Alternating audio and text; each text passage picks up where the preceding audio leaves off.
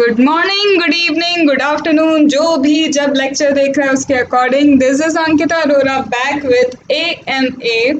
आई hope 38 questions तक आपको अच्छे से समझ में आया होगा। What I am trying to do is जितना ज़्यादा हो सके परफेक्टली हम चीज़ों को जल्दी और कम टाइम में कवर कर दें, राइट।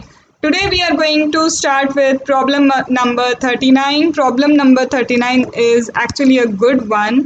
इसे आपको थोड़ा सा तसल्ली से समझना है। बहुत ज़्यादा देखो, बहुत ज़्यादा अप डाउन कुछ नहीं है इसमें, बस थोड़ा सा समझ के चलना।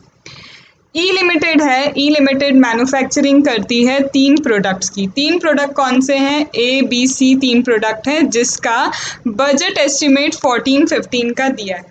देखो, मैं डायरेक्टली क्वेश्चन आपको बताती जा रही हूँ। क्यों? क्योंकि हमें टाइम कम लगाना है और इफेक्टिवली करना है, तो हम एक एक चीज़ नहीं रीड आउट करेंगे, पर आपको क्वेश्चन पूरा समझ में आएगा। That's my guarantee. Okay. E limited एक कंपनी है। कितने प्रोडक्ट बनाती है? 3 प्रोडक्ट बनाती हैं। उनका बजटेड एस्टिमेट ईयर 2014-15 का दिया है। कहते हैं यूनिट्स उन्होंने कितने सेल किए? 10,000 for A, 25,000 for B, 20,000 for C। Sales price per unit is 40, 75, 85 and this is the variable cost, that is direct material, wages, overhead, fixed overhead per unit दिया है।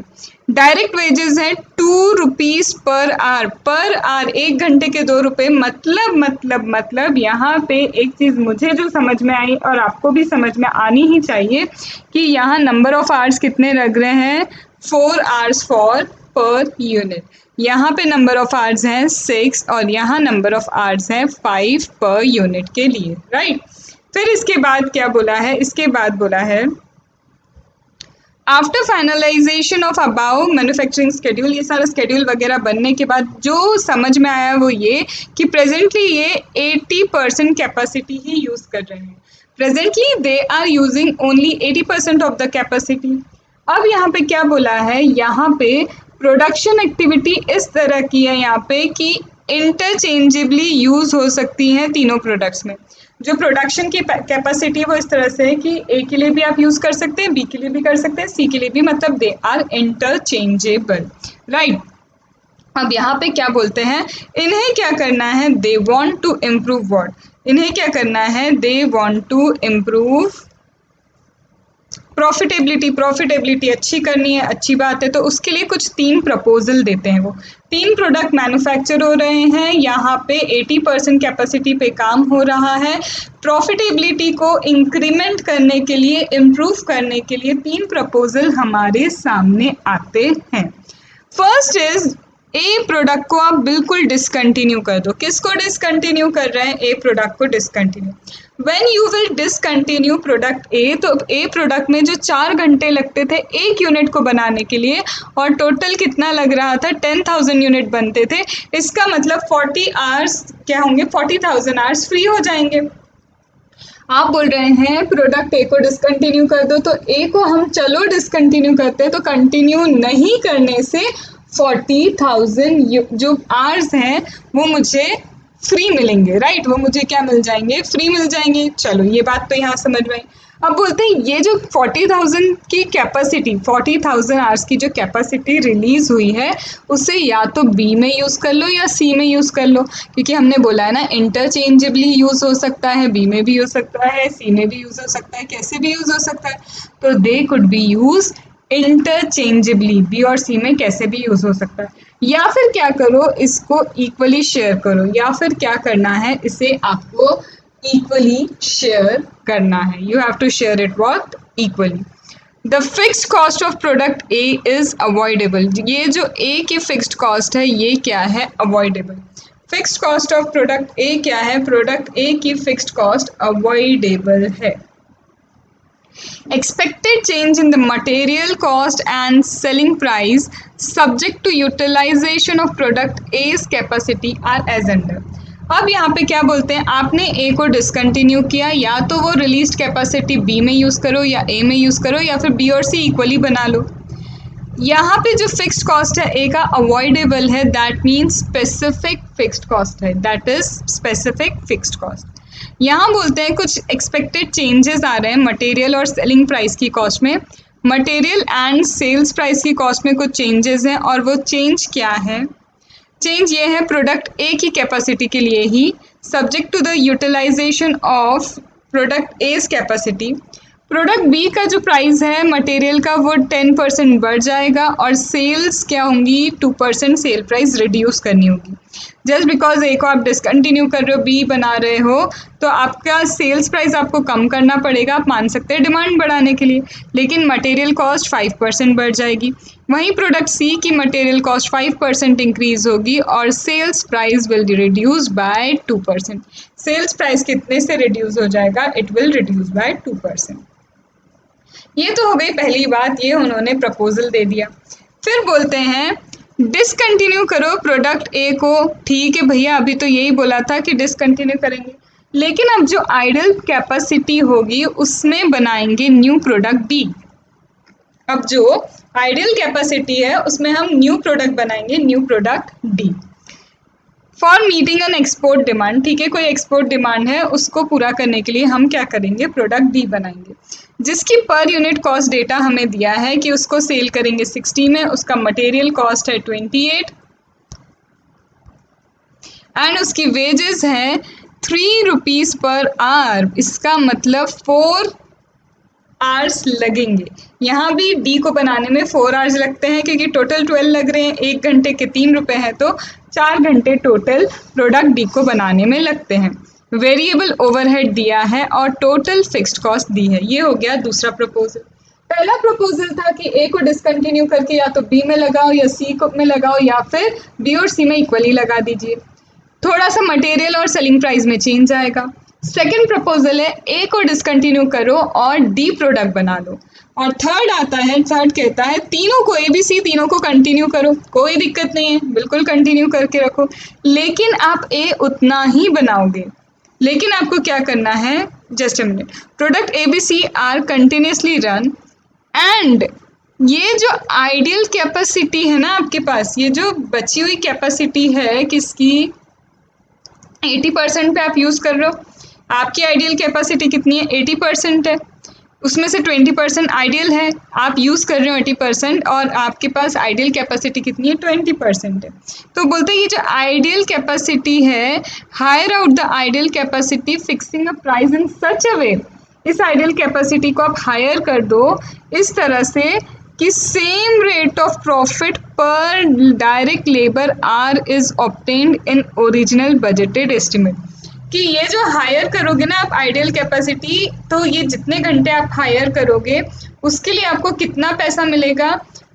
पर labour hour, same rate of profit per labour hour. Per labour hour पे अभी हम profit निकाल लेंगे, कितना निकलता है उतना ही हमें हायरिंग चार्जेस लेने हैं पर आर के। ठीक है, ठीक है। अब यहाँ पे क्या बोला है? यहाँ पे बोला है स्टेटमेंट बनाओ प्रॉफिटेबिलिटी ए बी सी का एग्जिस्टिंग सिचुएशन में, अभी जो चल रहा है उसके हिसाब से पहले तो प्रॉफिटेबिलिटी दे दो। फिर सेकंड बोलते हैं जो प्रपोजल है इंडिपेंडेंटली प्रपोजल को देखो और ओवरऑल प्रॉफिट कैलकुलेट करो कि किसमें कितना प्रॉफिट होना है।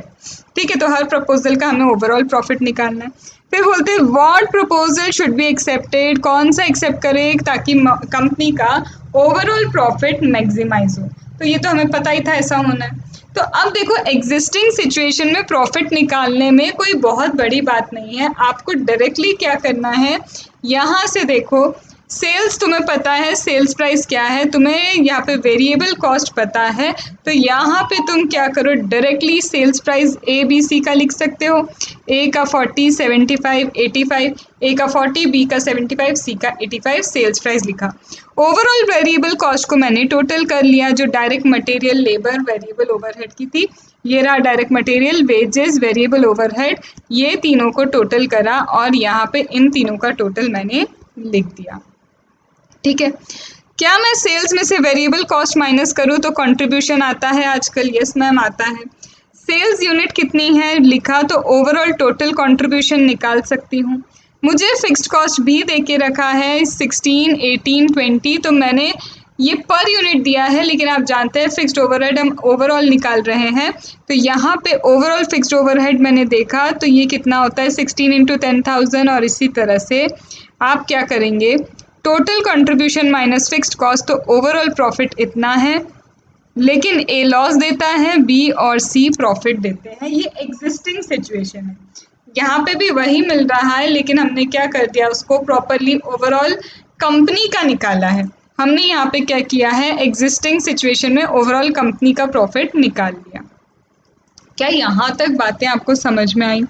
क्या यहाँ तक समझ में आई या फिर अभी भी कुछ दिक्कत है?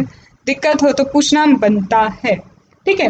अब आते हैं हम प्रपोजल ए पे। प्रपोजल ए ने एक बात कही, ए को हम डिसकंटिन्यू करते हैं और या तो हम लगाएंगे किसमें, बी में, जो आर्स खाली हुए हैं उसे या तो बी में लगाएंगे या सी में लगाएंगे या दोनों में इक्वली लगा देंगे, ठीक है। तो सबसे पहले देखें कि मेरे पास तो आए 40,000 आवर्स। क्यों? क्योंकि 10,000 यूनिट्स ए के प्रोड्यूस होते थे और एक यूनिट बनने में लगता था 4 आवर्स, तो 40,000 यूनिट्स मुझे क्या मिले, फ्री मिले। लेकिन बी के एक यूनिट को बनाने में 6 आवर्स लगते हैं और ये हम ऑलरेडी कैलकुलेट यहाँ पे कर चुके हैं, राइट। ये हमने ऑलरेडी यहाँ पे कैलकुलेट किया। तो यहाँ पे इन शॉर्ट में बोलूँ तो यूनिट्स कितने बनेंगे बी के, 6,666। वहीं अगर सी की बात करें तो सी को भी 40,000 अगर मैं यूनिट्स दे देती हूँ तो 1 unit of C will take 5 hours, that means it will give 8,000 unit, only 8,000 unit could be produce. Now I can do what, 50-50 कर सकते हैं। तो 50-50 के लिए क्या, 20,000 डिवाइड बाय 6 और यहाँ 20,000 डिवाइड बाय 5, तो नंबर ऑफ यूनिट्स यहाँ पे मिल गए। तो यहाँ पे क्या मिल गया, मुझे नंबर ऑफ यूनिट्स मिल गए। क्या आप इतनी सी बात समझ पाए कि 40,000 यूनिट्स अगर क्या हुए हैं फ्री, 40,000 आवर्स अगर हमारे फ्री हुए हैं, तो 20,000 तो मैंने दे दिया किसको, 20,000 फॉर बी एंड 20,000 मैंने दे दिया सी को। एक यूनिट बी का बनाने में कितना टाइम लेता है, 6 आवर्स, और वो ये लेता है सी बनाने में लेता है 1 यूनिट बनने में 5 आवर्स। तो यहाँ बन जाएंगे 3,333 और यहाँ बन जाएगा कितना, यहाँ बन जाएगा 4,000 यूनिट्स। वही चीज़ हमने यहाँ पे करके रखी है, राइट। अब कंट्रीब्यूशन पर यूनिट देख लें। यस मैम, ज़रूरी है। तो यहाँ पे एक चीज़ देखो, यहाँ पे कंट्रीब्यूशन आप एक गलती मत कर देना कि डायरेक्टली हमने पहले वाला एग्जिस्टिंग का उठा लिया, क्योंकि जैसे ही बोला था ए को आप डिसकंटिन्यू करोगे, बी और सी आप प्रोड्यूस करोगे, तो मटेरियल की कॉस्ट एंड जो आपका सेलिंग प्राइस है उसमें डिफरेंस आएगा। सेलिंग प्राइस हमारा कम होने वाला था एंड मटेरियल की कॉस्ट 10% बी के लिए और 5% आई गेस सी के लिए इंक्रीज होने वाली थी, राइट। कहाँ लिखा है मैम, ये लिखा यहाँ पे, ये रहा कि मटेरियल की कॉस्ट बी की 10% इंक्रीज होगी लेकिन सेल्स प्राइस 2% रिड्यूस होगा, वहीं सी की 5% से रिडक्शन एंड अपग्रेडेशन होगा। तो यहाँ पे मैंने वही किया। सेल्स प्राइस जो है, सेल्स प्राइस में से बी के सेल्स प्राइस में क्या किया आपने, 10% से डिफरेंस ले लिया, माइनस कर दिया और यहाँ पे 5% का डिफरेंस ले लिया। इन शॉर्ट, बी के प्राइस को, सेल्स प्राइस को 10% से कम किया, सी के प्राइस को 5% से कम किया। डायरेक्ट मटेरियल आपने इंक्रीज किया 10% एंड 5% एज द केस में बी। वेजेस उतनी ही हैं, वेरिएबल ओवरहेड वही है। कंट्रीब्यूशन पर यूनिट निकल गया। कंट्रीब्यूशन क्या निकला, पर यूनिट निकला। अब इसे पर आवर बेसिस पे निकाल सकते हैं हम। Yes ma'am, contribution per hour निकाल सकते हैं। यहाँ पे हमने कंट्रीब्यूशन पर आवर निकाला। अब एक चीज़ बताओ, यहाँ क्यों निकाला कंट्रीब्यूशन पर आवर, क्योंकि मेरे पास आवर्स लिमिटेड थे। मुझे यही समझ नहीं आया था बी में लगाएं, सी में लगाएं या इक्वली लगाएं, बी में लगाएं, सी में लगाएं या फिर इक्वली लगाएं। तो मैंने देखा बी और सी में कि सबसे ज़्यादा कंट्रीब्यूशन सी दे रहा है, तो बेटर है कि हम सी प्रोड्यूस करें। बेटर क्या होगा, हम क्या करें, सी को प्रोड्यूस कर लें। अभी तक तो यही समझ में आ रहा है ना मुझे कि क्या हो रहा है। ए और बी और सी में देखो तो सी क्या है, कंट्रीब्यूशन ज़्यादा दे रहा है, तो इट वुड बी बेटर कि मुझे क्या करना चाहिए, सी का प्रोडक्शन करना चाहिए। पर अब ये भी देखना पड़ेगा, सी का प्रोडक्शन तो कर रहे हैं, पर ये देखना पड़ेगा मुझे कि 50-50 अगर करें तो 50-50 में हो सकता है ना कि ज़्यादा प्रॉफिट मिल जाए। बी को भी दिया, सी को भी दिया, तो उससे ज़्यादा प्रॉफिट हो सकता है। बी और सी में तो मुझे समझ में आ गया कि मुझे सी प्रोड्यूस करना चाहिए क्योंकि कंट्रीब्यूशन ज़्यादा है, लेकिन सी और 50-50 जिसमें आधा हम बी के लिए यूज़ कर रहे हैं, आधा और सी के लिए यूज़ कर रहे हैं, उसको तो कंपेयर कर ले हम, उसे तो कंपेयर करना बनता है या नहीं। तो यहाँ पे अब हम क्या कर रहे हैं, एक ही कैपेसिटी सी के लिए यूटिलाइज कर रहे हैं, एक ही क्या कर रहे हैं, जो कैपेसिटी है वो किसके लिए यूटिलाइज कर रहे हैं, हम सी के लिए यूटिलाइज कर रहे हैं। तो सी का सेल्स वॉल्यूम क्या है, सी कितना बिकता है, देखें सी 20,000 है, सी क्या है 20,000, लेकिन ये सी पहले 20,000 था, अब क्या हुआ 40,000 जो आवर्स वेकेंट हुए हैं, तो 8,000 यूनिट्स क्या हो जाएंगे, बन जाएंगे, और किसके, सी के और बनेंगे। ठीक है, सी के क्या बनेंगे, 8,000 यूनिट्स और बन जाएंगे। तो टोटल सेल्स वॉल्यूम कितना हो जाएगा, 28,000 हो जाएगा। The source overall total sales volume आपका कितना होगा, 28,000। कंट्रीब्यूशन पर यूनिट कितना मिलेगा, कंट्रीब्यूशन पर यूनिट मुझे पता है 41.85, तो ओवरऑल टोटल कंट्रीब्यूशन कितना है, कितना। फिक्स्ड कॉस्ट कितनी है, सी की फिक्स्ड कॉस्ट देखें तो सी की फिक्स्ड कॉस्ट है 4 लाख रुपीज़, तो हमने यहाँ पे सी की फिक्स्ड कॉस्ट माइनस की, ये प्रॉफिट है। ये क्या आ गया हमारा प्रॉफिट 771,800, ये सी से प्रॉफिट हुआ। बी का प्रॉफिट कितना है, बी का प्रॉफिट है 5,50,000, बी का प्रॉफिट कितना 5,50,000, तो ओवरऑल टोटल प्रॉफिट कितना हो गया 13,21,800, ओवरऑल प्रॉफिट कितना हो गया 13,21,800, राइट। क्या इतनी बात अभी तक समझ में आई, क्या इतनी बात अभी तक समझ में आई। अब आगे देखो, अब हमारे पास प्रपोजल और है, हमारे पास क्या है, प्रपोजल और है। अब क्या प्रपोजल है हमारे पास, हमारे पास प्रपोजल ये आता है सबसे पहले कि मुझे क्या करना है, देखो सी का तो मैंने देख लिया कि एक ही कैपेसिटी अगर मैं सी में यूटिलाइज करूँ, मैं ये भी तो देख सकती हूँ, क्या देख सकती हूँ, मुझे ये देखना है कि अगर मैं 50% सी में यूटिलाइज करूँ, 50% बी में यूटिलाइज करूँ, तब प्रॉफिट कितना आएगा। 50% सी में यूटिलाइज किया, 50% बी में यूटिलाइज किया, तब प्रॉफिट कितना आएगा, मैं वो देखना चाहूँ तो एक बार आप कैलकुलेशन वो भी देख लेना कि 50% बी को दिया, 50% सी को दिया, तो ओवरऑल प्रॉफिट कितना आता है।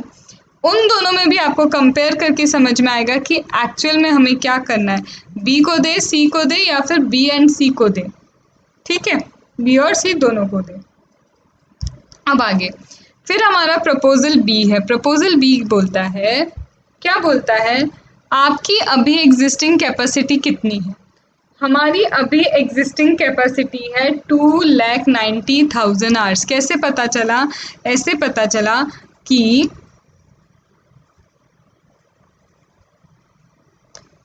10,000 यूनिट्स बनते हैं ए के, जिसके एक यूनिट को बनाने में 4 आवर्स लगते हैं। 25,000 यूनिट बी का बनता है, एक यूनिट बनाने में 6 आवर्स लगते हैं। 20,000 यूनिट किसका बनता है, सी का बनता है, जिसका एक यूनिट बनाने में कितने लगते हैं, 5 आवर्स लगते हैं। तो इन टोटल हमारे पास अभी आवर्स कितने हैं, 2,90,000। इन टोटल हमारे पास अभी कितने आवर्स बचे हैं, 2,90,000 आवर्स बचे हैं जो है। ठीक है, अब सेकेंड प्रपोजल ने हमें क्या बोला, सेकेंड प्रपोजल क्या बोलता है कि अभी 80% कैपेसिटी यूटिलाइज हो रही है, अभी कैपेसिटी कितनी यूटिलाइज हो रही है, 80%।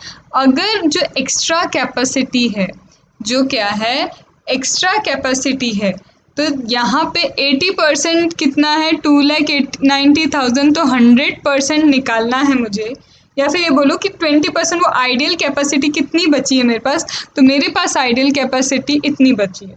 इसको कैसे निकाल सकते हो, सिंपल, 2,90,000 80%, ठीक है, इसका 80% करा तो ये पूरा 100 निकल जाएगा, डिवाइड बाय 80% करोगे तो 100% निकल जाएगा, उस 100% का यहाँ पे 20% निकाला, तो आइडियल कैपेसिटी आपके पास कितनी है, 72,500। वो बोलते हैं कि जितनी आइडियल कैपेसिटी है और ए से जितना खाली हुआ है, ए का जितना स्पेयर हुआ और ये जो आइडियल कैपेसिटी है हम क्या करते हैं डी प्रोडक्ट बनाने में यूज़ करते हैं। तो आइडियल आर्स ये हैं और ए से खाली हुए आर्स इतने हैं और इसको बनाने में भी 4 आर लगते हैं, तो ये बन गया मेरा क्या 28125 यूनिट्स मेरे डी के बनेंगे। अब इसका भी प्रॉफिटेबिलिटी देखेंगे। डी सेल होता है 60 में, डायरेक्ट मटेरियल वेजेस ओवरहेड दिया है, ये इसका कंट्रीब्यूशन, ये हो गया इसका टोटल कंट्रीब्यूशन। टोटल कंट्रीब्यूशन में से फिक्स्ड कॉस्ट माइनस किया, ये प्रॉफिट। और बी और सी का अभी एट प्रेजेंट प्रॉफिट कितना है, तो एट प्रेजेंट बी का सी का प्रॉफिट हम लिख लेंगे, तो टोटल ये है और ये आ गया हमारा बी एंड सी। डी में अगर हमने पैसा जो कैपेसिटी खाली हुई डी में लगाई तो ये प्रॉफिट इतना जाएगा। फिर थर्ड प्रपोजल है, आप क्या करो आइडियल कैपेसिटी जो है सीधे सीधे आइडियल कैपेसिटी को हायर पे दे दो। तो कितने हायर पे दोगे, तो वो बोलता है देखो आइडियल कैपेसिटी हमने अभी निकाला कि 72,500 यूनिट्स है। हमने अभी कैलकुलेट किया कि आइडियल कैपेसिटी कितनी है 72,500, कैसे किया 2,90,000 डिवाइड बाय 80%, वो 100 पे कन्वर्ट हो जाएगा, इनटू उसका 20% किया, तो ये मेरी आइडियल कैपेसिटी है। वो बोलता है इसमें चार्ज कितना करना है कि प्रेजेंट प्रॉफिट जितना है, present profit with respect to direct labour hour. तो अभी प्रेजेंट प्रॉफिट कितना है, अभी प्रेजेंट प्रॉफिट कितना है, तो अभी प्रेजेंट प्रॉफिट है 10,70,000। इसको अभी के नंबर ऑफ आवर्स से अगर मैं डिवाइड करूं, तो अभी के नंबर ऑफ आवर्स से मैंने डिवाइड किया तो इट गिव्स 3.69। तो 72,500 into 3.69 is revenue from hire out. It is what revenue from hire out. अभी एग्जिस्टिंग प्रॉफिट कितना है, ये है, तो टोटल प्रॉफिट मेरा इतना बनता है। अब एक चीज़ देखो, तीनों को आप कंपेयर करो। फर्स्ट प्रपोजल सबसे एग्जिस्टिंग इतना है, फर्स्ट प्रपोजल में सबसे ज़्यादा तो सी को देना ही बनता है, क्योंकि सी का आप पीवी रेशियो भी निकाल के देख लेना, पीवीआर रेशियो निकालोगे प्रॉफिट वॉल्यूम रेशियो, तो सी का ही सबसे ज़्यादा आएगा। तो वो प्रपोजल क्या है, सी को पूरा पूरा अलोकेशन देना, क्योंकि देखो बी कम दे रहा है। एक चीज़ मेरी बात सुनो, हमें बोला या तो बी को दो या तो सी को दो, हमने बी और सी में कंपेयर कर लिया, बी और सी में कंपेयर किया, सीधी सीधी बात आ गई कि सी का क्या है कंट्रीब्यूशन ज़्यादा है। तो हमको तो इतना तो समझ में आ गया कि सीधे सीधे मुझे क्या करना है, सी में लगाने हैं वो आर्स जो मेरे खाली हुए हैं, राइट। अब मैंने जैसे आपको बोला था बी और सी का भी निकाल के देख लेना। तो एक चीज़ बताओ, बी और सी में इक्वली भी दोगे तो क्या होगा, कोई मतलब तो निकलेगा नहीं, क्योंकि 20,000 से कंट्रीब्यूशन कम तो हो ही रहा है। 20,000 यूनिट्स जो आप बी में लगाओगे वो कंट्रीब्यूशन तो कम होगा ही होगा। फिर भी आपकी तसल्ली आपको लगे तो करके देखना, लेकिन यही है कि सीधे हमें सी में इसीलिए लगाना है, क्यों, क्योंकि बी से तो सी और बी को कंपेयर करोगे तो बी का कंट्रीब्यूशन कम है, तो इससे अच्छा तो हम सारा की सारा आर कहाँ लगा लें, सी में लगा लें। तो ये प्रपोजल ए हो गया। फिर दूसरा था कि आइडियल प्लस जो ए का स्पेयर कैपेसिटी है हम वो किस में यूज़ करेंगे, डी के लिए, वो हम क्या कर लेंगे, डी के लिए यूज़ कर लेंगे, ये रहा वो। और ये वाला हमारा वो हायर परचेस वाला है, सॉरी हायर पे देना है, हमारा जो आइडियल कैपेसिटी है वो हायर पे देना। अब ये ऑप्शन 2 है, ये ऑप्शन 2 क्या था, एक बार इसे देख लेते हैं, प्रपोजल ए। सो ये रहा हमारा, यहाँ पे कुछ नहीं, एक्चुअल में कुछ ज़्यादा छूटा नहीं है, यहाँ पे चेंज इन इंक्रीमेंटल प्रोडक्शन निकाला है। चेंज इन इंक्रीमेंटल प्रोडक्शन का मतलब ये है इन शॉर्ट कि देखो आप 20 से 28,000 की तरफ मूव कर गए, दैट मीन्स इंक्रीमेंट कितना है 8,000 units of C, right. Having the same contribution per unit 41.85, but you have to remember one thing, this fixed cost will not incur over here. यहाँ पे ये फिक्स कॉस्ट 8,000 के लिए इनकर नहीं होगी। तो इन शॉर्ट हम बोले तो यहाँ पे प्रॉफिट ड्यू टू इंक्रीमेंट ये है, एग्जिस्टिंग प्रॉफिट ये है जो सी का ऑलरेडी था, बी का एग्जिस्टिंग प्रॉफिट ये रहा, तो अब प्रॉफिट एक्चुअल में कितना होगा 14,24,800, 14,24,800। तो ओवरऑल प्रॉफिट ये है। तो यहाँ पे सिर्फ एक कैलकुलेशन पर्सपेक्टिव है, that's not a proposal kind of. तो ये रहा कि जब हम सी में पूरा पूरा लगा देंगे जो कैपेसिटी रिलीज हुई है, तो in that case we would get 14,24,800 and ये हाईएस्ट है। इसका मतलब सी में पूरी तरह से हमें क्या करना चाहिए, आइडियल कैपेसिटी जो रिलीज हुई है हमें सी में एप्लीकेबल करनी होगी, right. It was not a tough question but थोड़ा सा क्या था, लेंदी था। और वहाँ एक जगह से मुझसे जो मिस्टेक हुई है उसके लिए सॉरी बोलो, जो मैंने शायद आप लोग को बोल दिया था बी और सी का भी कैलकुलेट करना, जो बिल्कुल इररेलेवेंट है। बी और सी में कंपैरिजन करा जैसे ही आपने, तो आपको पता चल गया कंट्रीब्यूशन ज़्यादा है, तो 50% बी में लगाओ, सी में लगाओ, वो भी इररेलेवेंट होगा, क्योंकि हम तो यही सोचेंगे ना क्यों आधा आधा करें, सीधे सीधे पूरा सी बनाओ, ठीक है। चलो अब क्वेश्चन नंबर 40 पे आते हैं, और क्वेश्चन नंबर 40 में क्या दिया है। क्वेश्चन नंबर 40 कहता है, फिर से ई लिमिटेड है। ई लिमिटेड अब क्या करती है, मैन्युफैक्चर करती है, सेल करती है 4 टाइप के प्रोडक्ट्स। कितने हैं, 4 प्रोडक्ट्स ये सेल एंड मैन्युफैक्चर कर रही है हमारी ई लिमिटेड। जो प्रोडक्ट्स हैं ABCD। टर्नओवर कितना है, 30 करोड़ है 2009 में। टर्नओवर कितना है, 30 करोड़ 2009 में। और ये जो प्रॉफिट अर्न करते हैं, profit of 10% before interest and depreciation, before EBIT बोलते हैं हम, तो EBDIT, इंटरेस्ट और डेप्रिसिएशन के पहले जो हमारा प्रॉफिट हमें मिलता है दैट इज 10%। ये बोलते हैं क्या, प्रोडक्ट ABCD के लिए बताया है कि ये है मिक्स, मतलब 30 करोड़ में 30% जो है टोटल सेल्स का 30% ए है जो सेल होता है, B 10% है, C 20% है, D 40% है। प्रॉफिट वॉल्यूम रेशियो भी देख के रखा है हमें चारों का, 20 30 40 10। And raw material on sales value, ये जो सेल्स वैल्यू पे रॉ मटेरियल लगता है वो भी दिया है। इसका मतलब ये देखो, पीवी रेशियो भी सेल्स बेस क्या होता है, पीवी रेशियो निकालते हो तो कंट्रीब्यूशन अपॉन सेल्स होता है, और रॉ मटेरियल भी सेल्स वैल्यू पे निकल रहा है। तो क्या मैं ऐसा बोल सकती हूँ, क्या मैं ऐसा कह सकती हूँ कि जैसे जैसे रॉ मटेरियल आप बढ़ाएंगे, रॉ मटेरियल की जो प्राइस जैसे जैसे बढ़ेगी उतनी ही, सपोज करो 5% से रॉ मटेरियल की प्राइस इंक्रीज हुई तो हमारा पीवी रेशियो 5% से कम हो जाएगा। हमारा क्या है, पीवी रेशियो कम हो जाएगा, किससे, 5% कम हो जाएगा, क्योंकि दोनों का बेस सेम है ना, क्योंकि दोनों का क्या है, बेस सेम है। तो दोनों का जब बेस सेम है तो इसका मतलब क्या है, इसका मतलब अगर यहाँ 5% कम हुआ तो यहाँ बढ़ा तो यहाँ 5% कम हो जाएगा, ठीक है। अब वो बता रहे हैं इंटरेस्ट डेप्रिसिएशन कितना है, इंटरेस्ट 225 लाख है, डेप्रिसिएशन 115.50 लाख है, due to increase in price in the international market. अरे कहीं ना कहीं वही बात आ गई कि जैसे ही इंटरनेशनल मार्केट में प्राइस इंक्रीज हुआ, ये एंटिसिपेट किया जा रहा है कि रॉ मटेरियल जो है, जो हम इंपोर्ट कर रहे हैं, उसकी प्राइस 10% से इंक्रीज हो जाएगी 2010 में। The price will increase by 10%. Company has been able to secure a license, और कंपनी सिर्फ 1535 लाख का ही क्या मंगवा सकती है, रॉ मटेरियल। कंपनी के पास एक लिमिटिंग फैक्टर आ गया, raw material 1535, sorry I use English only, 1535 lakh ही वो क्या कर पाएगी, मंगवा पाएगी, इससे ज़्यादा नहीं मंगवा सकती।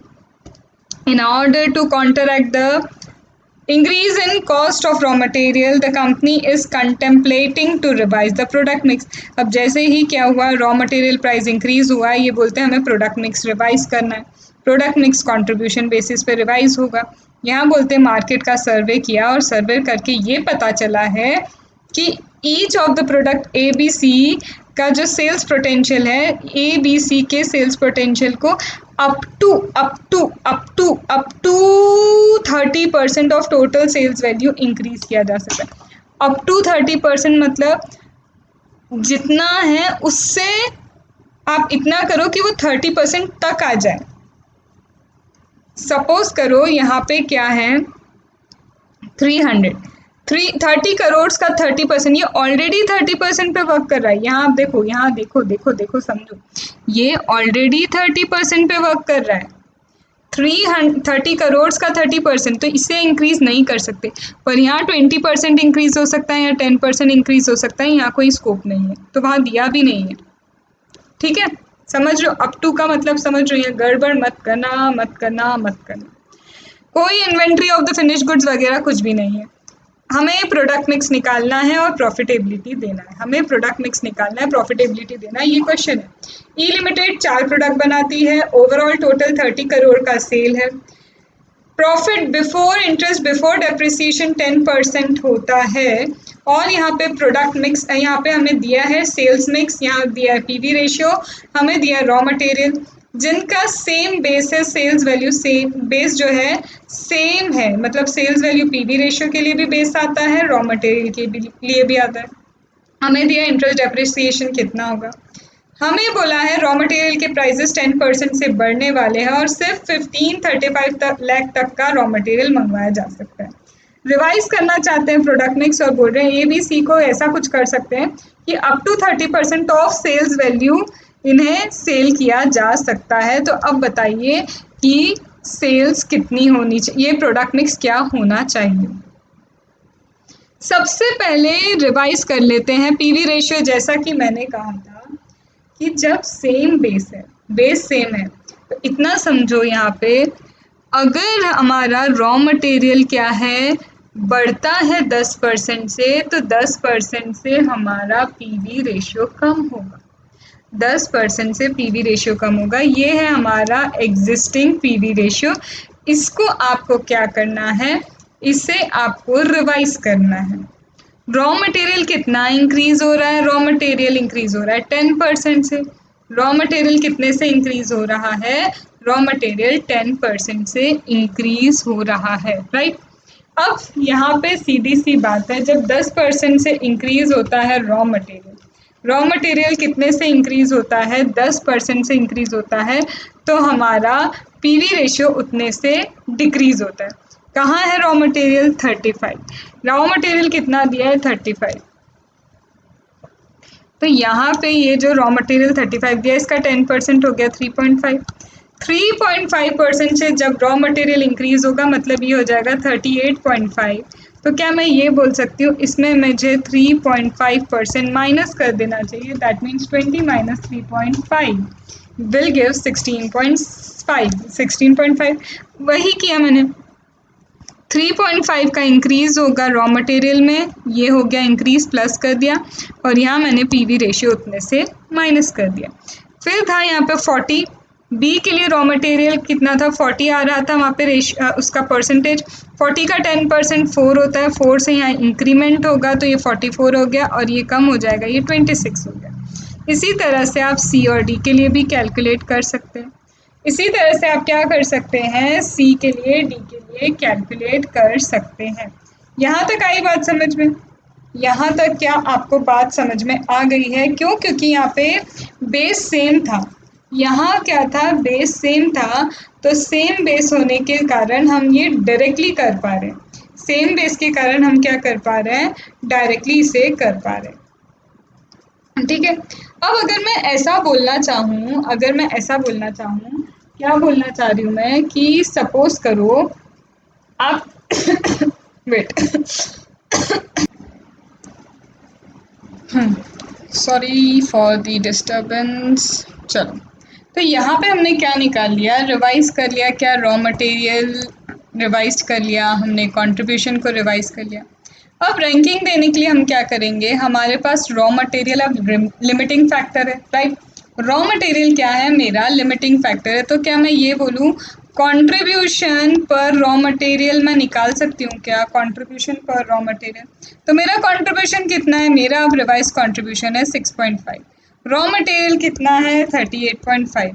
तो क्या मैं बोलूँ 16.5 divide by 38.5, I will get this, इतना मिल जाएगा मुझे। तो ये क्या मिल गया मुझे, कंट्रीब्यूशन मिल रहा है with respect to investment of raw material. तो 100 रुपीज़ का यहाँ पे क्यों लिखा है, क्योंकि परसेंटेज में निकाल लिया इन्होंने, यहाँ इसे परसेंट में निकाल लिया। तो 100 रुपीज़ ऑफ रॉ मटेरियल के बदले में कंट्रीब्यूशन कितना है, तो इतना परसेंट है। इसको हमने कर दिया रैंक आउट। रैंक आउट करने में पता चला सबसे पहले रॉ मटेरियल सी पे लगेगा, फिर बी पे, देन ए पे, एंड देन डी पे। क्या यहाँ तक बातों का समझ में आना हुआ? अब आगे बोलते हैं कि सेल्स पोटेंशियल इंक्रीज किया जाता है। तो देखो, 330 करोड़ है, तो यहाँ पे 30 करोड़ का 30% इज 900 लाख। ऑलरेडी ए 900 लाख पे है, बी कर सकते हैं 900 लाख पे, सी कर सकते हैं, और डी तो ऑलरेडी ज़्यादा है। आप देखो बी और सी क्या है, बी और सी वॉज नॉट एट 900 लाख, लेकिन इसे 900 लाख पे लाया जा सकता था, तो यहाँ पे हम उसके पोटेंशियल को बढ़ा चुके हैं। अब हम अलोकेट करते हैं हमारा रॉ मटेरियल जो 1535 लाख ही अवेलेबल है। सबसे पहले इसे हम देंगे किसे, फर्स्ट सी को जाएगा, और सी को कितना चाहिए, तो सी 900 लाख बन रहा है। यहाँ पे रॉ मटेरियल कितना चाहिए, तो सी में रॉ मटेरियल की ज़रूरत है 50, पर क्या अब ये 50 रहा, नो मैम, ये 10% इंक्रीज हो चुका है, तो इट हैज़ नाउ बिकम 55। तो यहाँ सेल्स का 55% ज़रूरत है, तो 900 का 55% इज 495। तो अब हम 1535 में से 495 माइनस करेंगे, तो इतना रॉ मटेरियल बैलेंस बचता है। फिर हम बी को देंगे इसी तरह 900, और यहाँ पे 44% रॉ मटेरियल चाहिए ऑन सेल्स वैल्यू 396। अब हम इसमें से इसे सब्ट्रैक्ट करेंगे, we will get this. Similarly फिर ए को एलोकेशन हो जाएगा और इतना बचता है, और ये जो बैलेंस बचा है after allocating the raw material to A, वो बचता है 297.5। अब यहाँ पे हम कितने यूनिट्स बना पाएंगे, यहाँ हम कितने यूनिट्स बना पाएंगे, तो हम इससे डिवाइड करके देख लेते हैं, डिवाइड बाय 66, तो ये हम बना पाएंगे 66% क्या, तो 451 यूनिट्स हम बना पाएंगे यहाँ पे। यहाँ क्या होगा, सिर्फ 451 सेल्स इसके रिस्पेक्ट में, सॉरी कर पाएंगे, यूनिट्स हम वहाँ पे देखते थे, यहाँ सेल्स के रिस्पेक्ट में, तो जब इतना रॉ मटेरियल है तो इसके रिस्पेक्ट में सेल्स होगी 451 लाख। इतनी बात समझ में आ गई। अब हम प्रॉफिटेबिलिटी निकाल लेते हैं। प्रॉफिटेबिलिटी ABCD की, सेल्स हो रहा है ना, एग्जिस्टिंग में जितना सेल्स था वो लिखा, और अब प्रपोज में सेल्स कितना है हमने वो लिखा। पीवी रेशियो एग्जिस्टिंग लिखा, और ये चेंज्ड पीवी रेशियो हमने लिख लिया। तो हमें पता है 900 का 20% मतलब इतना कंट्रीब्यूशन, और यहाँ 900 का 16.5% जो आपको देगा इतना। ठीक है, कंट्रीब्यूशन का क्या मैं टोटल पूरा कर सकती हूँ, यस मैम कर सकते हो।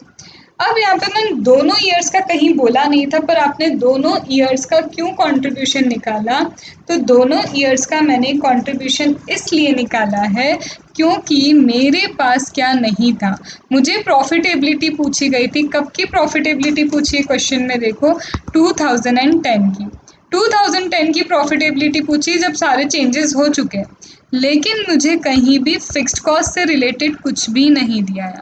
यहाँ पे कहीं भी मुझे फिक्स्ड कॉस्ट से रिलेटेड कुछ भी नहीं दिया, तो मैं एग्जिस्टिंग वाले के बेसिस पे, ये जो एग्जिस्टिंग वाला 2009 का बजट है उसके बैलेंसिंग फिगर से मैं फिक्स्ड कॉस्ट निकालूंगी, इसलिए वहाँ पे मैंने प्रॉफिटेबिलिटी में एग्जिस्टिंग को लेके रखा है।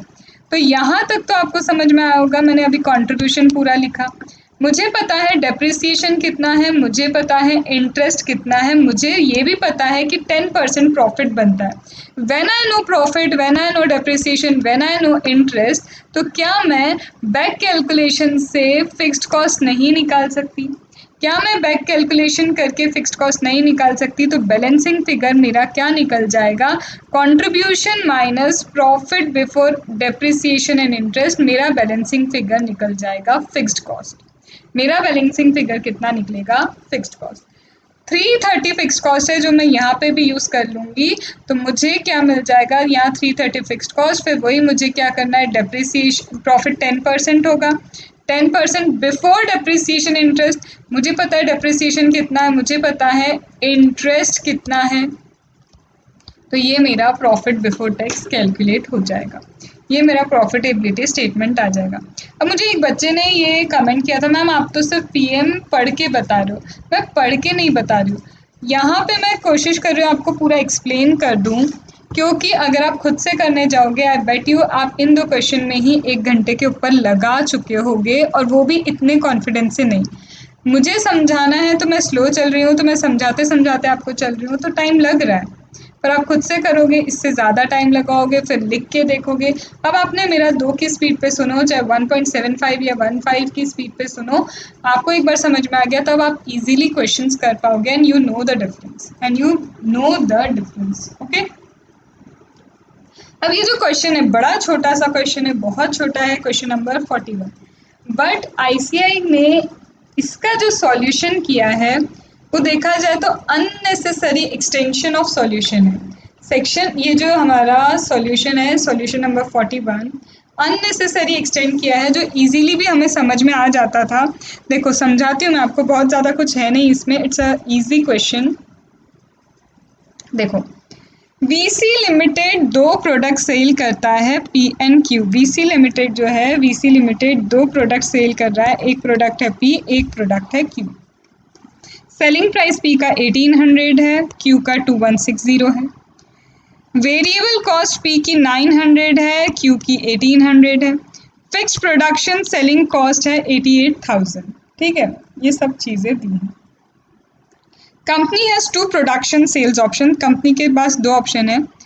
P and Q can be sold either in the ratio of 2 of P and 3 of Q।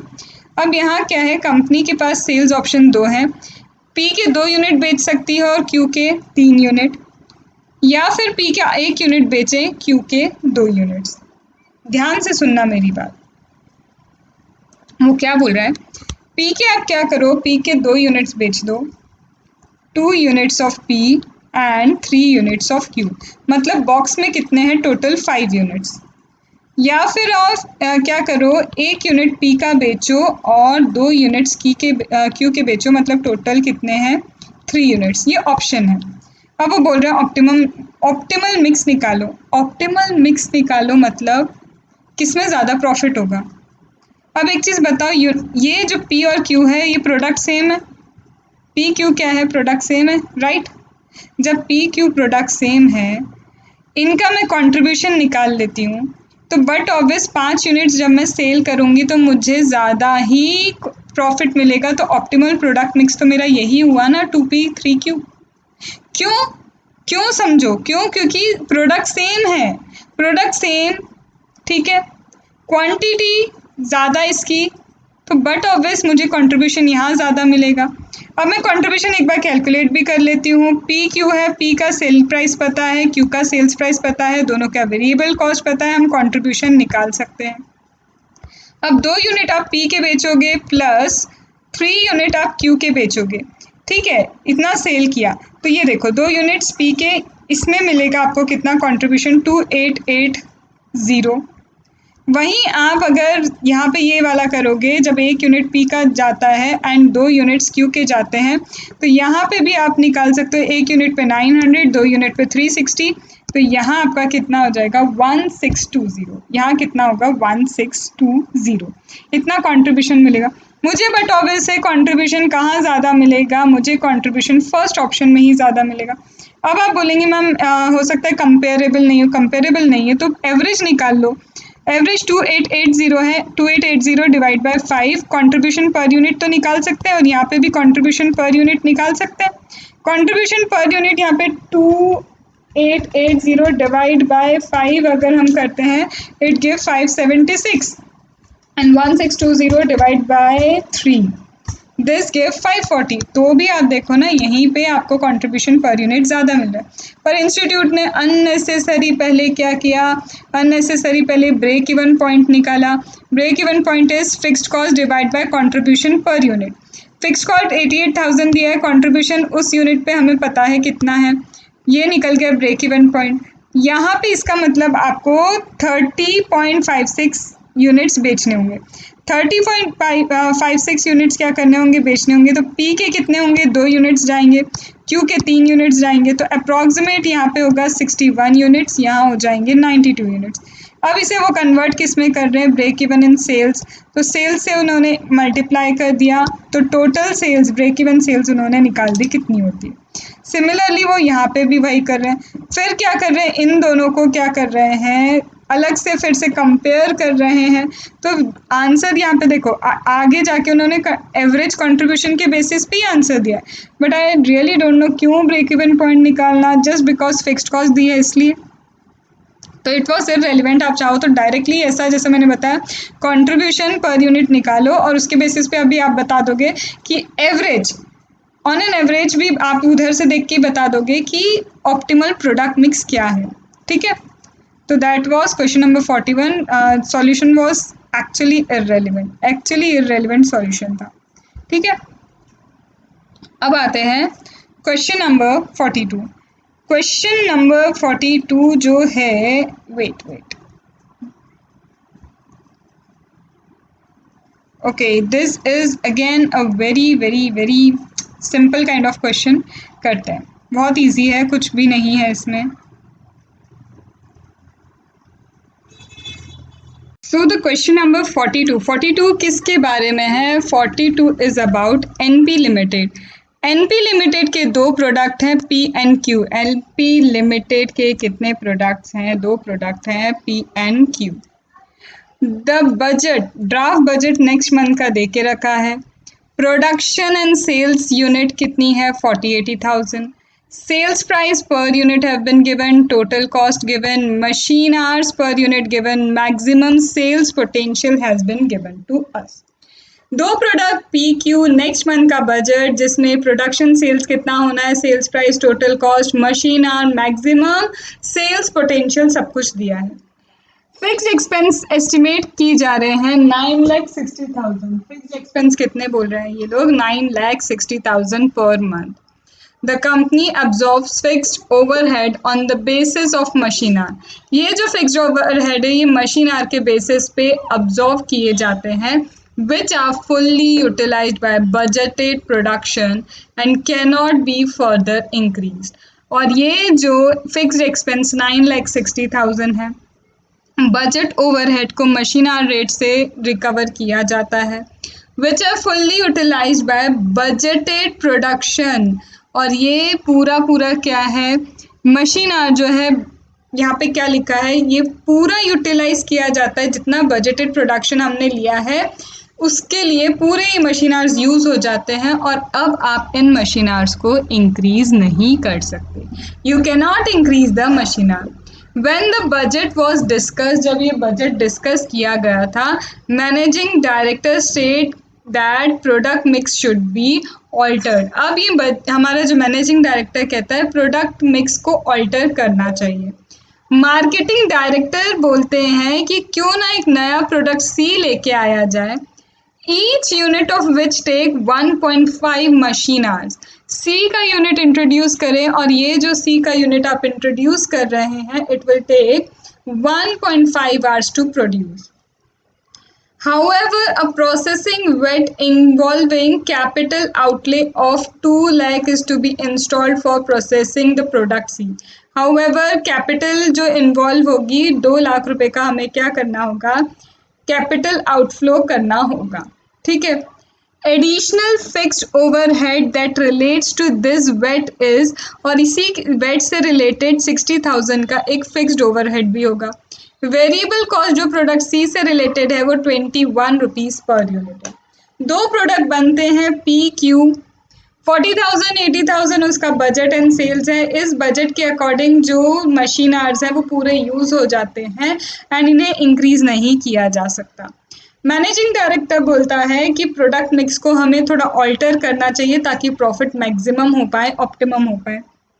वो कहता है नया प्रोडक्ट सी लेके आएंगे, 1.5 मशीन आवर्स लगेंगे, उसमें कैपिटल आउटफ्लो 2 लाख रुपीज़ का होगा, और साथ में एडिशनल फिक्स्ड ओवरहेड आपके 60,000 लगेंगे, और वेरिएबल कॉस्ट पर यूनिट 21 है। कहते हैं प्रॉफिट बनाइए, कैलकुलेट प्रॉफिट बताइए as per the draft budget for next month. ये जो बजट दिया है इस बजट के अकॉर्डिंग आप पहले प्रॉफिट बताइए, फिर रिवाइज प्रोडक्ट मिक्स बताइए on data given for P Q. P और क्यू का जो डेटा दिया है उसके बेसिस पे आप क्या करें, प्रोडक्ट मिक्स बताएं। फिर थर्ड बोलता है कंपनी अगर डिसाइड करती है टू डिसकंटिन्यू आइदर पी और Q which ever having low profit and propose to substitute it with C Fix the selling price of product C in such manner that it gives you 15% return on additional capital employed beside maintaining same overall profit in second above. यहाँ पे बोलते हैं कि P N Q में से जिसका भी profit कम होगा हम उसे डिसकंटिन्यू करेंगे, जो भी डिसकंटिन्यू होगा उसकी जगह प्रोडक्ट सी बनेगा। प्रोडक्ट सी की सेल्स प्राइस ऐसी रखिए कि हमें कैपिटल एम्प्लॉयड पे 15% क्या चाहिए, प्रॉफिट चाहिए, यील्ड कितना चाहिए 15% on the additional capital employed, और ओवरऑल प्रॉफिट हमें सेम मेंटेन करना है। प्रॉफिट लेवल जो है वो सेम हमें प्रॉफिट लेवल मेंटेन करना है, लेकिन प्रोडक्ट के ऊपर हमें 15% चाहिए, और ये 15% आप कैपिटल आउटफ्लो के ऊपर कैलकुलेट करेंगे। सबसे पहला जो इन्होंने बोला कि हमें प्रॉफिट स्टेटमेंट बनाना है बजटेड के लिए। तो बजटेड के लिए तो मुझे पता है कि इजी है, कुछ भी ज़्यादा कुछ नहीं करना। 40 एंड 80,000 यूनिट्स बनेंगे, 40-80,000 यूनिट्स बनेंगे, सेल होंगे, इन टोटल ये है 1,20,000। सेल्स प्राइस पर यूनिट कितना है, तो सेल्स प्राइस 2550 है, तो 25 सेल्स प्राइस 25 इंटू 40,000 आप करेंगे, how much you will get, आप खुद भी कैलकुलेट कर लो साथ साथ में, इतना 80,000 into 50 you will get this, और ये हो गया हमारा टोटल। टोटल कॉस्ट कितनी आएगी, तो कॉस्ट यहाँ पे हमें दी हुई है, कितनी दी है 20 into 40,000 will give you 8 lakh. Similarly यहाँ पे इन दोनों का टोटल हो गया 40 लाख। प्रॉफिट आ चुका है, ये आ गया हमारा क्या, प्रॉफिट, और यही हमें फर्स्ट में कैलकुलेट करना था। सेकंड में बोला है प्रोडक्ट मिक्स निकालो। सेकंड में क्या बोलते हैं, please calculate the product mix. Product mix में कैसे कैलकुलेट करूंगी, मेरा की फैक्टर है मशीन आर। की फैक्टर क्या है, मेरा मशीन आर है, तो मुझे मशीन आर के बेस पे क्या करना होगा, कहीं ना कहीं प्रोडक्ट मिक्स कैलकुलेट करना है। मशीन आर कितना है, machine hour 2 hours for product 1 unit of product P. एक यूनिट अगर प्रोडक्ट पी का बनता है तो 2 आवर्स लगते हैं, दैट गिव्स 80,000, एंड क्यू के लिए 1 आवर लगता है, तो ओवरऑल 1,60,000 आवर्स हमारे पास अवेलेबल है, क्योंकि कहा था पी एन क्यू पूरी तरह से बन जाता है और इस 1,60,000 को आप इंक्रीज नहीं कर सकते, राइट। तो ये रहा मेरा 1,60,000, ये है मेरे आवर्स। फिर यहाँ पे हमें बोला था जो फिक्स्ड ओवरहेड है वो फिक्स्ड ओवरहेड किसके बेसिस पे, मशीन आर के बेसिस पे अब्जॉर्ब होता है। तो फिक्स्ड ओवरहेड मेरा 9,60,000 दिया है, तो per fixed overhead per machine hour मेरा निकल गया। क्या मैं इसे पर यूनिट निकाल दूँ, फिक्स्ड ओवरहेड पर यूनिट, तो एक यूनिट बनाने में 2 आवर्स लगते हैं, तो यहाँ 12, और क्यू के लिए क्या हो गया 6। ये सिर्फ साथ साथ में कैलकुलेशन चल रहा है। क्या यहाँ पे मैं कंट्रीब्यूशन पर यूनिट निकाल सकती हूँ। कंट्रीब्यूशन पर यूनिट कैसे निकाल सकते हैं हम, कंट्रीब्यूशन पर यूनिट हमारा कितना निकला है यहाँ पे, ये देखो P के लिए इज व्हाट 5, P के लिए कितना है 5 है, एंड Q के लिए कितना है कंट्री 10 है। P के लिए कंट्री कितना है 5 है और ये 10 है। पर यहाँ पे एक चीज, हमारा ओवरहेड रिकवर भी हो रहा है। ओवरहेड क्या है, रिकवर हो रहा है यहाँ पे।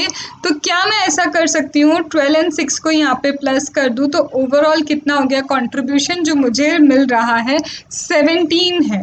कंट्रीब्यूशन कितना मिल रहा है मुझे 17, क्योंकि ये प्रॉफिट है। यहाँ पे प्रॉफिट में अगर मैं फिक्स्ड कॉस्ट, देखो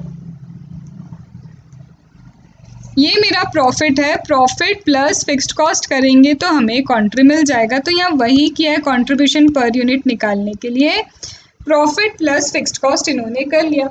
मुझे पता है यहाँ मेरा प्रॉफिट कितना है 5 एंड 10, यहाँ मेरा फिक्स्ड कॉस्ट निकल चुका है पर यूनिट, तो ये है एग्जैक्टली कंट्रीब्यूशन पर यूनिट। अब आप बोलेंगे मैम ये सब क्यों निकाला है, तो अगर आपको रैंकिंग चाहिए तो रैंकिंग के लिए यूनिट कंट्रीब्यूशन, और कंट्रीब्यूशन हमारा की फैक्टर पे निकलता है। तो हमारा की फैक्टर क्या है, मशीन आर इज अवर की फैक्टर। मशीन आर की फैक्टर है, तो मैंने कहीं ना कहीं सबसे पहले मशीन आर्स निकाले टोटल, उसका पर यूनिट निकाल लिया कि पर यूनिट पर आर, पर मशीन आर ओवरहेड रेट क्या है। फिर उसे यूनिट वाइज मैंने डिवाइड मल्टीप्लाई कर दिया कि एक पी की यूनिट पे 12 है तो वहीं क्यू की यूनिट पे 6 है। मेरा फिक्स्ड कॉस्ट यहाँ पे निकल गई, प्लस मैंने प्रॉफिट ऑलरेडी निकाल रखा था, तो मुझे कंट्रीब्यूशन पर यूनिट मिल गया। अब इस कंट्रीब्यूशन पर यूनिट को मैं मशीन आवर से डिवाइड करके पर यूनिट बेसिस पे कंट्रीब्यूशन निकाल सकती हूँ। तो कंट्रीब्यूशन पर मशीन आवर यहाँ पे निकल सकता है। क्या ये बेसिक सा कैलकुलेशन आपको समझ में आया? क्या ये बेसिक सा कैलकुलेशन जो है आपको समझ में आया कि हमने कैसे किया है? कुछ नहीं किया, मुझे कंट्रीब्यूशन पर मशीन आवर चाहिए और मुझे कंट्रीब्यूशन नहीं मिल रहा है, मुझे डायरेक्ट यहाँ पे पता है प्रॉफिट। प्रॉफिट पता है तो मैं एक काम कर सकती हूँ, फिक्स्ड कॉस्ट कैसे भी निकाल लूँ। फिक्स्ड कॉस्ट निकाल ली, फिक्स्ड कॉस्ट प्लस प्रॉफिट किया तो कंट्रीब्यूशन निकल जाएगा, और ये रहा मेरा वैसे ही कंट्रीब्यूशन निकाला हुआ। ठीक है, अब मुझे क्या करना है? अब मुझे प्रोडक्ट मिक्स को रिवाइज करना है। मुझे क्या करना है? प्रोडक्ट मिक्स रिवाइज करना है। तो फर्स्ट ऑफ ऑल मैं क्या करूँगी, क्यू में कंट्रीब्यूशन ज़्यादा है, क्यू का क्या है, हायर कंट्रीब्यूशन है, तो product Q has higher contribution per machine hour. Since machine hour is limiting, hence maximum unit of Q would be produce. Limiting है मशीन आवर, तो हम तो हायर लेवल पे जाएंगे और सबसे पहले क्यू ही प्रोड्यूस करेंगे।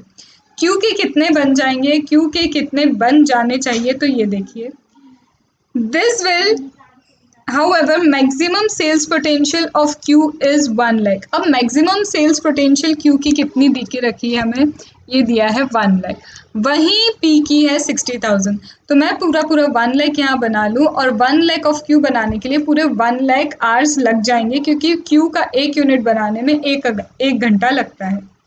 ठीक है, इसमें मुझे कंट्रीब्यूशन कितना मिलेगा, 16 लाख। फिर बचा कुचा आर्स मेरे पास कितने हैं, मेरे पास बचे हुए आर्स है 60,000। मेरे पास 60,000 बचे हुए आर्स है, क्योंकि टोटल मेरे पास 1,60,000 आर्स थे, जिसमें से 1 लाख मैंने क्यू को बनाने में खर्चा कर दिए, तो आई हैव ओनली 60,000 लेफ्ट। और यहाँ पे पी बनाने के लिए एक unit of P takes 2 hours, मतलब 30,000 यूनिट्स बनेंगे, और उसमें मुझे कॉन्ट्री कितना मिलेगा, एक यूनिट पे मुझे कितना, एक आवर जब लगता है, किसका, एक आवर लगता है मशीन का, तो 8.5 कॉन्ट्री मिलता है, तो 2 आवर्स लगेंगे, तो 8.5 इंटू 2 मतलब 17 मिलेगा मुझे एक यूनिट से। ये बात समझ में आई? यहाँ पे पी में 2 घंटे लगते हैं, तो 1 घंटे का 8.5 क्या है कंट्रीब्यूशन, तो 2 घंटे का 17 रुपये है। तो ये रहा मेरा टोटल कंट्रीब्यूशन, ये क्या है, मेरा टोटल कंट्रीब्यूशन है। ठीक है, आई ये बात समझ में? यस मैम, ये बात समझ में आ गई। टोटल कंट्रीब्यूशन मिल गया। अब आप फिक्स्ड एक्सपेंस माइनस करेंगे, this will be your profit, that is 11,50,000। ये आ गया आपका प्रॉफिट 11,50,000। मुझे बोला था बजटेड पे प्रॉफिट निकालना, निकाल लिया, बोला था कि ऑप्टिमल प्रोडक्ट मिक्स बताना, बता दिया। अब बात आती है लास्ट, वो क्या है, जिस इन दोनों में से पी एंड क्यू में से जिसका कंट्रीब्यूशन कम होगा हम उसे डिसकंटिन्यू करेंगे। तो सोचने वाली बात नहीं है कि हम P that is having lower contribution per machine hour it will be discontinued, और प्रोडक्ट सी मैन्युफैक्चर होगा उसकी प्लेस पे। हमने कहा था पी एंड क्यू में से जिसका कंट्रीब्यूशन कम होगा उसे डिसकंटिन्यू करो और उसकी जगह प्रोडक्ट सी बनाएंगे। हम प्रोडक्ट सी बना रहे हैं। अब यहाँ पे ये जो प्रोडक्ट पी हमने डिसकंटिन्यू किया, प्रोडक्ट पी कितने आवर्स पीछे छोड़ेगा, जस्ट बिकॉज प्रोडक्ट पी नहीं बन रहा। प्रोडक्ट पी को 60,000 आवर्स लग रहे थे, ठीक है, प्रोडक्ट पी कितने 60,000 आवर्स लग रहे थे, अब उसके 60,000 आवर्स अवेलेबल हो जाएंगे क्या प्रोड्यूस करने के लिए, प्रोडक्ट सी प्रोड्यूस करने के लिए। तो यहाँ पे देखो, यहाँ पे P जो है, P के एक यूनिट को बनाने के लिए 2 घंटे लगते हैं, और हमारा ऑप्टिमाइजेशन के अकॉर्डिंग हम P के 60,000 यूनिट्स यूज़ कर रहे थे। P के लिए कितने 60,000 यूनिट्स हम यूज़ कर रहे थे, राइट। अब हम उसकी जगह C बनाएंगे, तो ये 60,000 unit divide 60,000 hours, sorry 60,000 hours divide by 1.5 क्यों, क्योंकि C का एक यूनिट बनाने में 1.5 आवर्स लगते हैं। तो अब C के कितने यूनिट्स बन जाएंगे, तो C के यूनिट्स बनेंगे 40,000, 60,000 डिवाइड बाय 1.5, 40,000 यूनिट C के, और उसका वेरिएबल कॉस्ट दे दी हमें 21, हमें वेरिएबल कॉस्ट 21 दी, फिक्स्ड कॉस्ट हमें दे दिया 60,000। हमें क्या चाहिए, रिटर्न चाहिए, कितना रिटर्न चाहिए, हमें रिटर्न चाहिए, ये देखो कितना बोला था यहाँ पे, यहाँ बोला है मुझे रिटर्न कितना चाहिए, वेट कहाँ दिया था, ये रहा 15% चाहिए मुझे return on additional capital employed beside maintaining same overall profit. Overall profit तो सेम मेंटेन होगा, उसके अलावा मुझे कितना, जितनी रिटर्न है रिटर्न पे 15% प्रॉफिट चाहिए। रिटर्न पे कितना प्रॉफिट चाहिए? 15% प्रॉफिट चाहिए। रिटर्न ऑन कैपिटल, कैपिटल जितनी लगाई है 2 लाख रुपए की कैपिटल लगाई है आपने, कितने की कैपिटल लगाई है? 2 लाख रुपीज़ की कैपिटल लगाई है। तो 2 लाख रुपीज़ की कैपिटल पे उन्हें 15% ओवरऑल क्या चाहिए? प्रॉफिट चाहिए। अब आप बोलेंगे मैम यहाँ तो 1.25% है। चलो, तो यहाँ पे हमने क्या देखा अभी तक कि आप ये पूछ रहे हो मुझसे मैम ये 1.25% तो हमें समझ नहीं आया। तो क्यों समझ नहीं आया, एक चीज़ बताओ। 15% वो बोल रहा है कि 2 लाख जो एडिशनल कैपिटल लगी है उस पर उसे चाहिए 15% यील्ड। ओवरऑल प्रॉफिट सेम चाहिए लेकिन यील्डिंग कितनी चाहिए? एडिशनल कैपिटल पे 15%।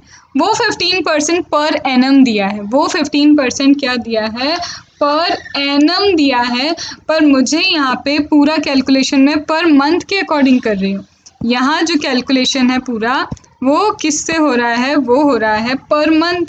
अब जब ये पूरा कैलकुलेशन पर मंथ के अकॉर्डिंग चल रहा है तो 15 डिवाइड बाय 12 करोगे तो 1.25 ही आएगा। 15 डिवाइडेड बाय क्या करोगे? 12 करोगे तो 1.25 आएगा। तो यहाँ ये हो गया उसका रिटर्न। वेरिएबल कॉस्ट रिकवर करना है, फिक्स्ड कॉस्ट रिकवर करना है पर मंथ, मुझे पर मंथ इंटरेस्ट, मुझे पर मंथ रिटर्न इतना चाहिए। अभी पी कितना जनरेट करता था वो तो चाहिए ही चाहिए क्योंकि तभी तो ओवरऑल प्रॉफिट सेम मेंटेन होगा। तो पी जनरेट करता था 5,10,000। मैम कहाँ लिखा है ये? देखो 5,10,000 पी से मुझे कितना मिलता था? मुझे 5,10,000 मिलता था। तो ओवरऑल मुझे सेम चाहिए ना, तो इनको टोटल करो तो 8,40,60 प्लस दिस, ये हो गया टोटल। ये इतना मुझे सेल्स से रिकवरी चाहिए ऑन 40,000 यूनिट्स ऑफ सी। तो ये उसका सेल्स प्राइस होगा। ये क्या हो जाएगा? उसका सेल्स प्राइस। क्या बातें समझ में आई? क्या छोटी छोटी बात है, समझ में आई? 1.25 बहुत इजी था बट हो जाता है, कंफ्यूज हो जाते हैं। बस थोड़ा सा ध्यान से क्वेश्चन पढ़ोगे तो वो भी स्कोप नहीं रहेगा। आया आया आया, समझ में आया? Yes ma'am.